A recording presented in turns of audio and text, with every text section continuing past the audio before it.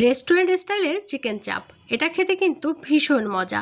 তার জন্য আমি কিন্তু এখানে মুরগির বুকের মাংস নিয়েছি। মাংসগুলোকে খুব ভালোভাবে কেটে নিচ্ছি।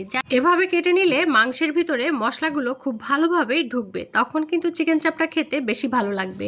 আমি এখানে আদা, রসুন এবং পেঁয়াজ বাটা নিয়েছি। তারপরে এই যে গরম মশলার গুঁড়া, জিরার গুঁড়া, হলুদের গুঁড়া এবং ঝালের গুঁড়া দিয়েছি।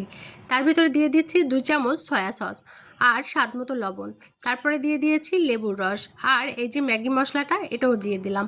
মশলাটাকে ভালো করে মাখিয়ে নিয়ে তার ভিতরে আমি মাংসগুলোকে দিয়ে দিলাম। দিয়ে এটাকে খুব ভালোভাবে মাখিয়ে নিতে হবে, যেন মাংসের গায়ে মশলাগুলো খুব ভালোভাবে মিশে যায়।